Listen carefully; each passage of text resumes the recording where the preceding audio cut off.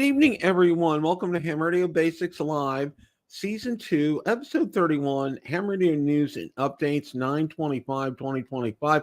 Hope everyone is doing well this evening. It's going to be a little bit of a different episode. We're going to be covering what I've done to prepare for the hurricane. Now, we're going to give you the latest update on how things are progressing with that and what I've taken steps that I've taken to help get us prepared from a ham radio type of standpoint. Cooley, welcome. Good to see you tonight. Another announcement, just to let you guys know, and some of you might be watching this later, and that's okay, is we're going to move our new starting time will now be 5 p.m. Eastern time. That seems to work out very well for me. And there are no other, and I take a look, and I go by a schedule that's been set up by a lot of the YouTubers on ham radio, and nobody else is on at 5 o'clock. That works out very well for me. So from 5 to 5:30 every Chris, welcome. Good to see you too. Thank you for stopping by. So on every Wednesday from 5 to 5:30, we're going to be on.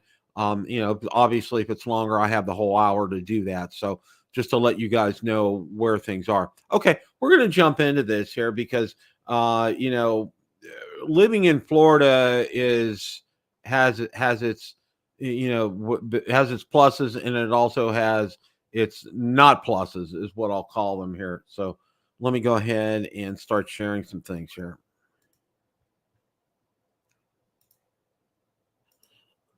Okay, now here are where things stand right now with Helene, okay? And this was as of 11 this morning. It really hasn't changed a whole lot. Expecting it tomorrow to be, and you can barely see with my cursor right here. Here's where we are in Tampa. Probably around noon to 1 o'clock-ish. It should be off our shore. And that's when we have to watch out the most for storm surges. We got to watch out the most for storm surges during that point in time. There's a well-defined eye. It really is getting very, very, very intensive here. Just to let you know, okay, here's the peak winds, okay, and for us, it's going to be 60 to 70 miles an hour, and that's going to actually apply to us where we live, because we're about 6 to 7 miles away from the coast, so we will get those winds. Now, one of the things is that we're not going to do in terms of our preparation, and I'm going to show you that, is we have shutters on our windows, and we're not gonna set those up because we're not getting a direct impact from the storm. And with 60 to 70 mile an hour, our windows should be fine with that. And like I said, we're 6 to 7 miles from the actual coastline, so it won't, it's not gonna have a direct impact on us as far as these winds are concerned. But where it's really gonna get hit, Apalachicola, sorry if I botched that, 90 to 100 miles an hour. The brunt of the storm, and the real brunt of the storm. Hey, welcome. Good to see you, KF5ZF. Thank you for stopping by. It's really going to impact Tallahassee. It's directly where that impact is. Not so much Pensacola, but Tallahassee. They're going to get anywhere from 90 to 100 mile an hour winds, because they're actually saying that the hurricane, as it's going along its track, may catch up to a Category 4, which is, you're starting to talk Andrew type of category for hurricanes, which are just crazy intensive here.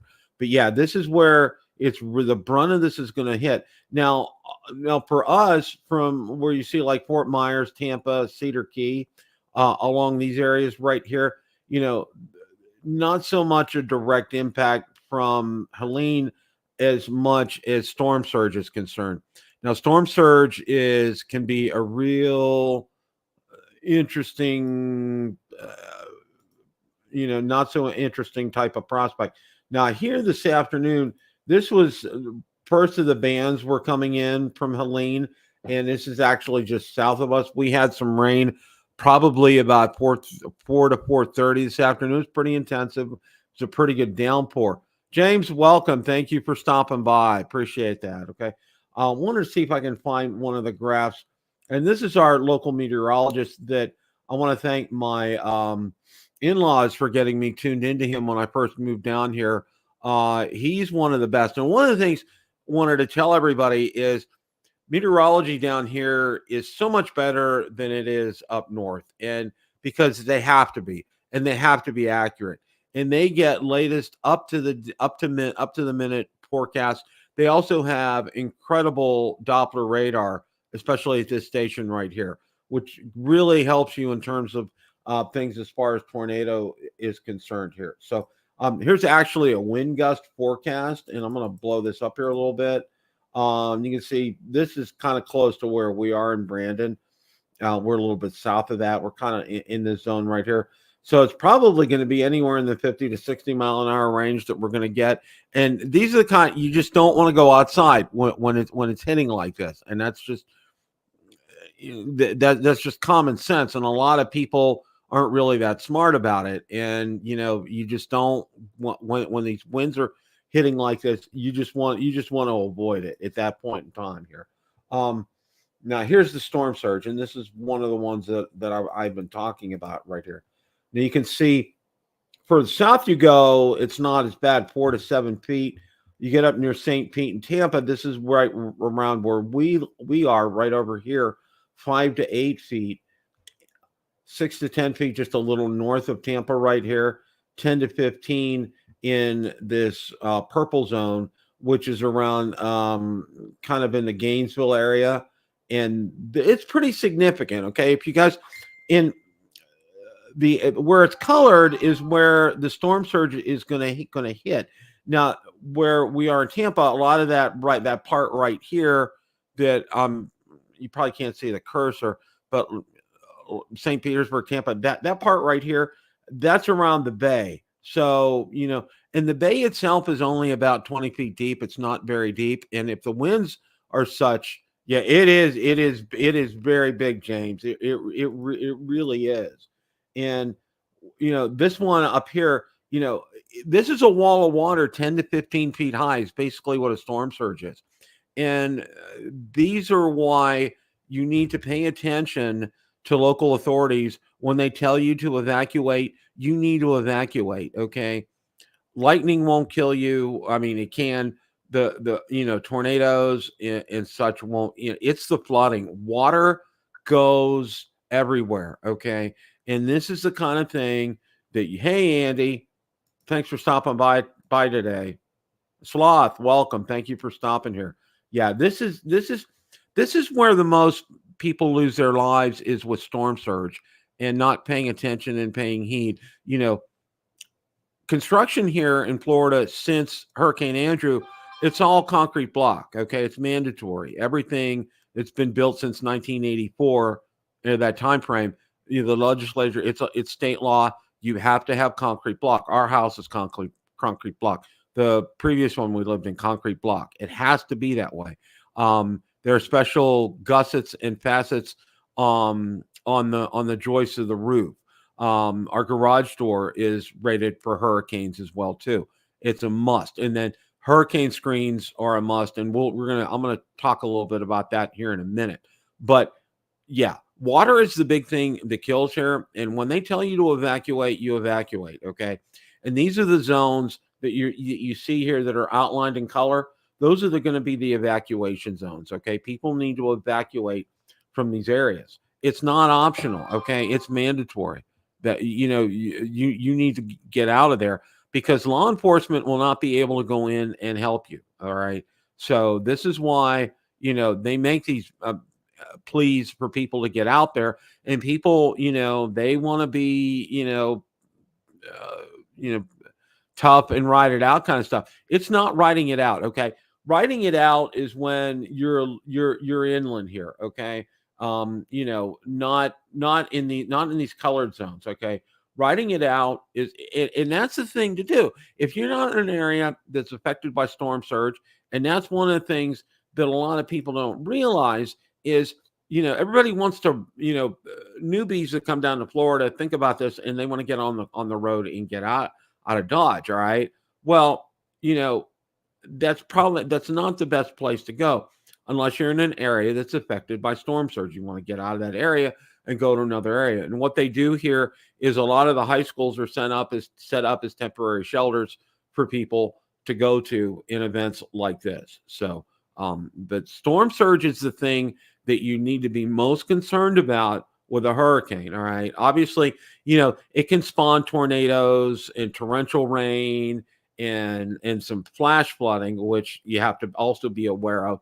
But the big thing that I have to emphasize is the storm surge. That's where people lose their lives because they want to ride this out. It's just crazy.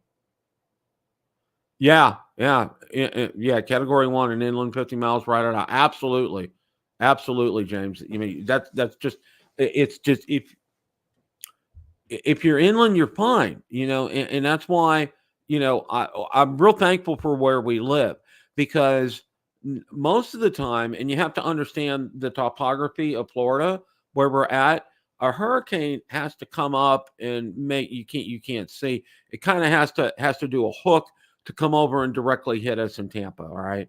But the other problem is with these hurricanes is these outer bands. And if it has if this system has a big outer band, it can affect us. Fortunately, it's not going to. All right.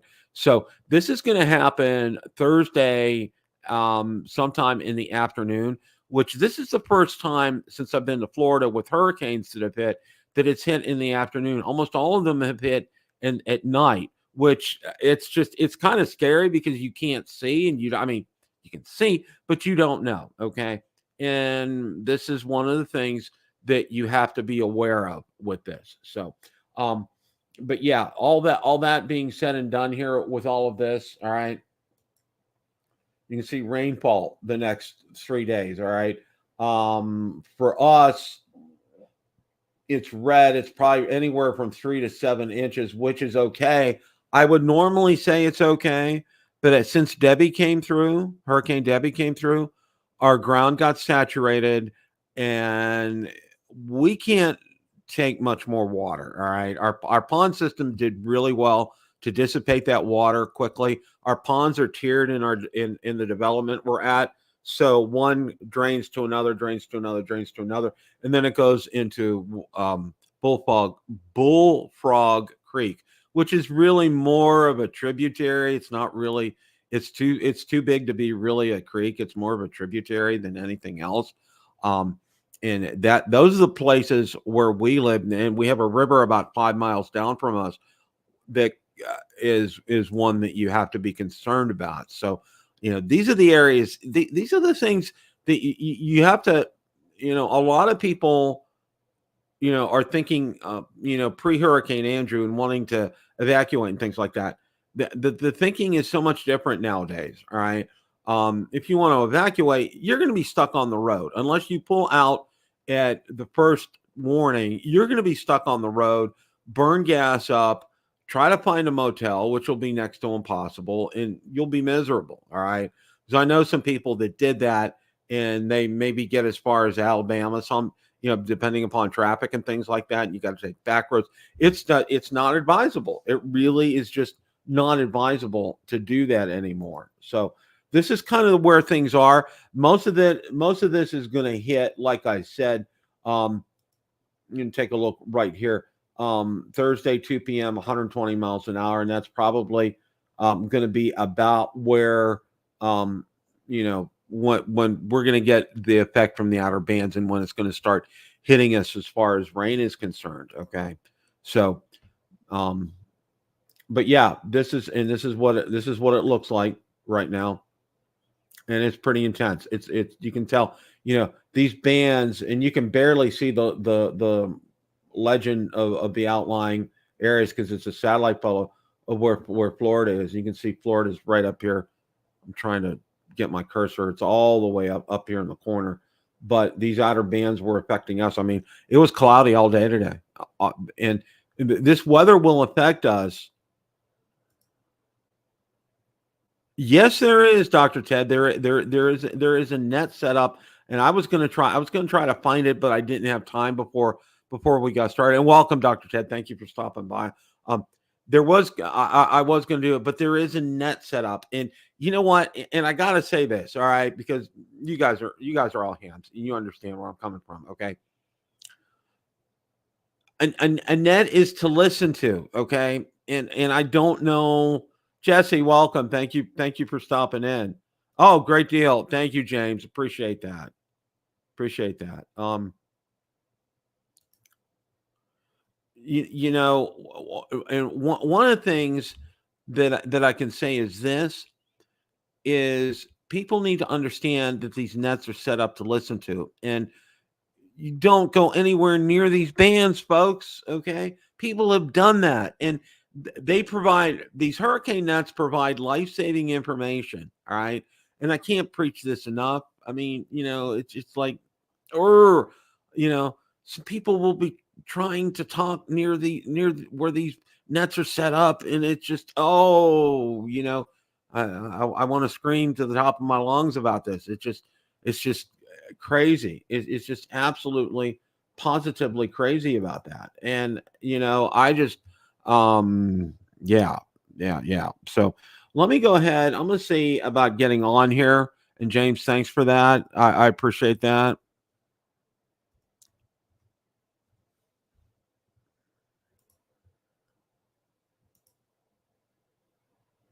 Thank you. I'm going to go ahead. We'll go ahead and share this as well too. I thought this was this is great info. Again, thank you, James. Appreciate that.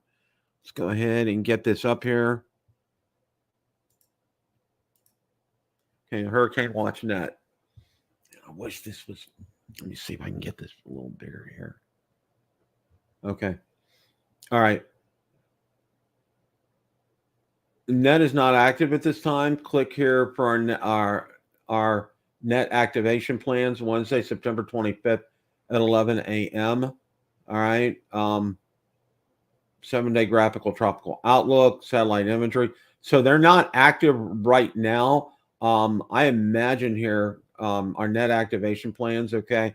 Will activate Thursday morning at 10 a.m. Eastern Daylight Time, and it will 14235 and 7.268. Helene is forecast to be a powerful Category 3 hurricane at the time, as well as landfall later in the day.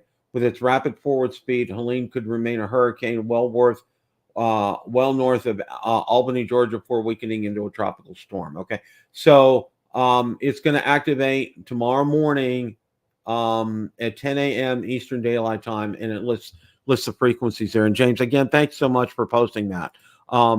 This is critical and vital information. And and one of the things that I have to say is this. Okay, it's much more important. Everybody wants to pick up that mic. All right, everybody loves to talk. I love to talk. You guys love to talk. You know what I'm saying? Okay. Um, Yeah, Jesse. Yeah, it kind of snuck up on us. All right. It's one of the ones it just kind of was there before it's like, Sunday I told my wife we probably need to start paying attention, and then Monday, boom, it's making progress, and I follow our local meteorologist. He says you guys need to pay attention to this, and boom, and there we go. One thing's also with it, and I can't say this enough, all right? I'm going to show you some of the prep work that I've done for this to get ready. But one of the things that I wanted to say was during the actual storm itself, when the hurricane hits you, when you're under, you're getting the torrential downpours and the wind and everything. All right. Unless unless you have a real disaster at the house, you don't really need your radio at that point in time. So, and also too, lightning will be crazy. So you're going to disconnect.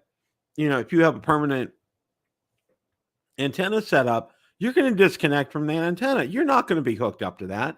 And and inside where we live, okay, it's a metal frame. Our house is a metal frame. So good luck trying to get a signal out. That's not going to happen. All right. So, what I tell people is this, and this is something that you need to be aware of, because everybody says, oh, I got my HT, I'm ready to go. Yeah, have it ready to go. You know, I have 3 HTs. I got them ready. They're all charged. We're gonna, like I said, I'm gonna go over this here in just a sec. The one thing you need to realize is, it's for after the storm is when you need to contact, if you need to contact people, okay? Because in the middle of the storm, you're not going outside, all right? You're not, especially if you have hurricane shutters closed, that type of thing. Thank you, James. That's awesome. Thank you for posting that. That's really good. Um, you know, yeah, and there's a lot there, James. Thanks for bringing this up. I really appreciate that. There's a lot of rules and procedures that you need to follow with this. I mean, it's just, you know,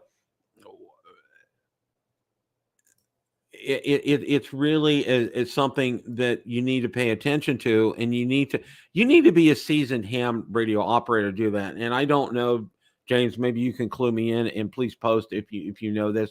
Um, you know, if they want if it takes a certain class, if it's technician or general or extra, to be able to do this. I'm thinking had you have to have some experience under your belt before they have you get involved with this. That may be something I may be interested in after until I retire. That there's a lot of things I want to do. And maybe this sounds like something I would like to participate in, because this is the whole reason I got interested in ham radio in the first place, is this. So, but James, thank you for dropping that link in there. Had some guy wires. Yeah, yeah, yeah. So, but you know, you need to follow some precautions, and one of them is, and understand, during the storm, you're not going to be talking. Okay, you don't really, unless you had a huge tree come through your house and you need EMS there, or a lot of times they won't be able to go out if the storm is hitting at that point in time. Okay, if you have a direct impact from a hurricane and it's 100-mile-an-hour winds, they're not going out. All right, so you need to definitely be able to know be able to do some basic first aid, until they can get there. So, but all that being said, all right, we're going to move on here, and I want to show you. And I got these up here somewhere.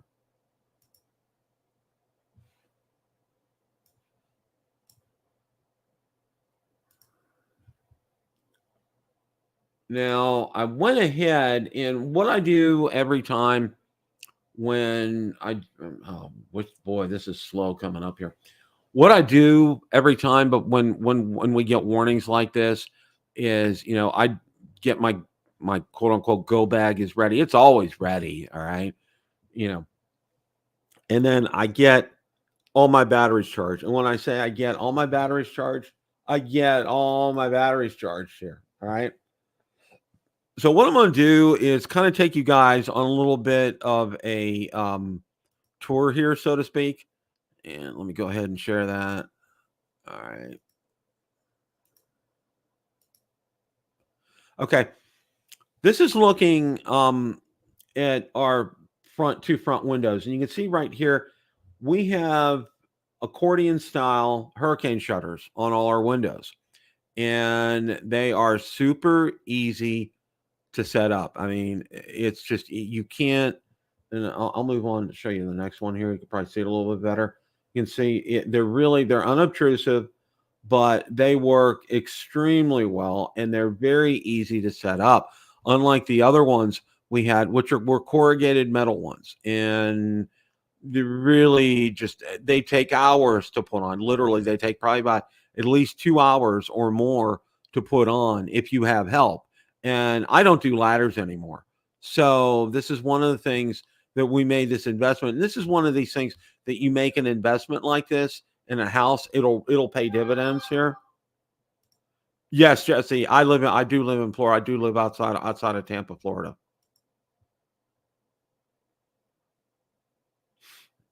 So this is part of it. Now, one of the things I don't have a picture of, we have a Generex generator, and it's run by natural gas. and it's sitting not far outside my window right here. And that generator, it sounds like it has an internal combustion engine, believe it or not, and it really sounds like a car when it starts up. And it can run up to 96 hours. It's powered by natural gas. So as long as we have natural gas, we're good. And really, the our natural gas system here in Florida is really well done. I didn't want to consider propane because it's just, I think it's too dangerous. I'd rather have natural gas. There's a lot more precautions and preventions with natural gas. The hurricane generator, a couple of things, because it's being run by natural gas. One of the things that you don't want to do is, now we have our stove, our hot water heater, and our dryer use natural gas. So when your generator is running, you really want to limit the use of your stove and your dryer, and you want to probably refrain from that. And also, you could take a shower, but make it quick, kind of a thing. You don't want to be taxing that system because it's using the natural gas. It'll keep things, your thermostat, keep your air conditioning running. It'll keep all your appliances on. It'll look, I mean, it will have a normal appearance. Now they can run up to 96 hours. Now we actually have an app, and I was going to show it to you. I didn't have it up. I actually have an app on our phone that tells us the status of our generator. It's handy when you're not at your house, or if we're out of town on vacation, if we know that there's an event and we get notified that that the generator's on. Now the generators can run up to 96 hours, okay, which is a long time. But after 96 hours, I think they automatically shut down because they need preventative maintenance at the 96-hour mark. And oh, that's great, James. Thank you for that. Appreciate that. Yeah, it does. It's very clean. Thank you, James. That's yeah. It really it's very clean burning. Now the nice thing about this generator is it runs a self test every Wednesday at noon, and we get notified of that. And it's been flawless since then. There's lights out there, and there's panels. There's really nothing that's user serviceable, like for us to do. We had our first annual, or it needs an oil change, believe it or not. So we had one a few months ago, and it was fine. And our HOA, it's really kind of a slam dunk. I mean, they were here. It probably took no more than 5 or 6 hours to actually get it in, believe it or not. Um, it's right up against the front, next to our garage, right by where our breaker box is, and it's worked seamlessly. It's been tested multiple times. It works flawlessly. So that's a peace of mind that we have, because 2 years ago, when I think it was Ian, or I think it was maybe Irma, hit us, we lost power for 36 hours. And we have a nice full refrigerator, and we also have a nice long, about 6 or 7 foot chest freezer. All right. Everything had to go. Everything had to go. And it was a lot of crying and weeping and gnashing of teeth at that point in time for both my wife and I. But, you know, we ended up handling that, and we made that decision to go ahead and do it. These Generex generators are not cheap. All right. They run about 10K and upwards, depending upon the models and the options that you get. Same with the window shutters. They're 8K to get those installed. But these are the type of things that will reap dividends if you should go to sell your house, which we don't plan on doing. Okay. But they're here, and they do have a value added here. Now we're going to go on, and I'm going to show you some of the things I did ham radio wise. You can see there's my 705. It's up and running. And what I did was, I also have I have two batteries for it. I think one's a 272, and I forget the number of them. One's an extended battery. Okay. And I did that on purpose. And one always sits in the charger. All right. And then I have the other one that's already in there. And you can see there's my POV cage on there, which I absolutely positively love. No idea what that is. Okay. This Biono battery, it's 12 volt, 12 amp hours. I got this on special off of Chameleon. They were running a special, and they do run specials every now and then. And you can see that's on a charger right there. Okay, and you can see I have my two TID radios right here charging up. There's my FTD5 Yaesu, and there's the backup battery for that there as well. I also have a battery pack for the Yaesu as well, just in case for emergencies, for grins and giggles. I'm trying to cover all bases as far as that's concerned. Now, this it's 12 volt, 12 amp hour. This is the one that I'll use for the 705 if I go out and I do anything portable. This is what I use for that. That can give me they can give me the full 10 watts on there. And this thing I'm really impressed with this battery. It runs a long time. Very, very, very impressed with that. Okay, and there the picture's not good. I'm sorry. This is the BP272. This is the one that actually comes with the 705, and I had to buy the charger and the stand and all that separately here. But it's very nice to be able to have that. Now you also have the option with the 705 to charge it via USB-C if you want to do that. That is available to do that, and I probably should start doing that. I don't know why I don't here. Okay, this is another Bioenno. And I purchased this one right here, 12 volt, 12 amp hours, 144 watt hours. I purchased this one for the 7300. Okay. If I ever decide to do portable with the 7300, I have this available. I also have that purse one as well, because these are very heavy duty. And I wanted something that was going to be very heavy duty to handle that. And what's real interesting is I always purchase the adapters that Bioenno recommends for each one of these batteries. And what I do is I put them in the lipo bags. I keep them in there.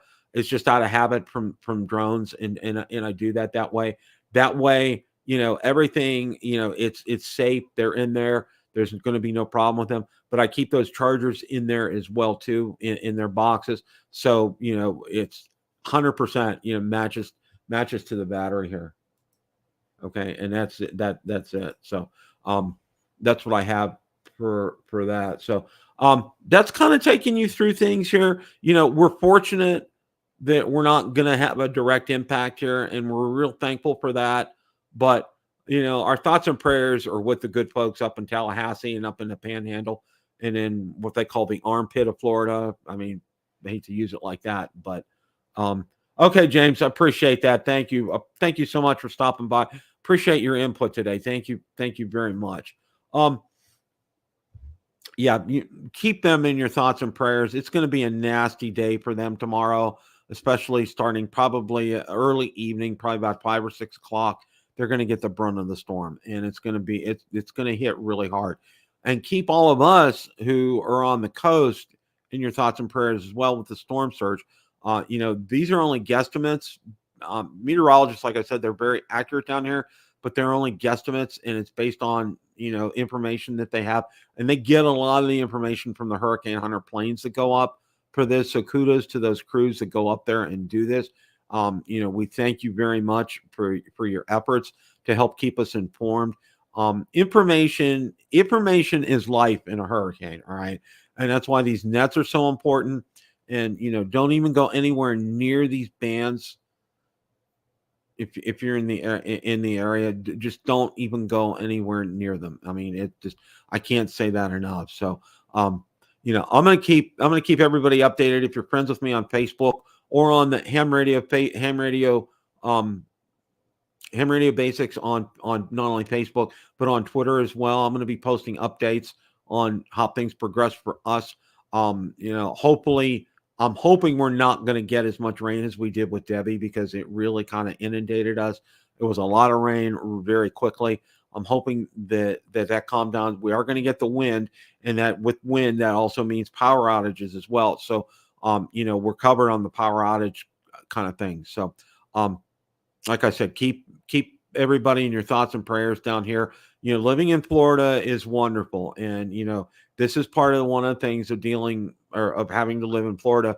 Besides the alligators, besides the poisonous water moccasins and rattlesnakes, is our hurricanes and weather, and that's something that is part of living down here, and one of the things that you have to deal with. So, want to thank you all for tuning in again. Our shows are going to be now at 5 o'clock Eastern Standard Time on Wednesdays. So look for us there. We'll be on from 5 to 5:30 every Wednesday, unless I'm under the weather or have something else coming up. But again, I can't thank you guys enough. Excellent chat tonight, guys. Thank you so much. I really, really appreciate that. And thank you all for stopping by. Appreciate it all. And remember, guys, it's always a great day to make a QSO. 7-3s, everybody. And for those of you in Florida, stay safe, be safe, and heed your local officials.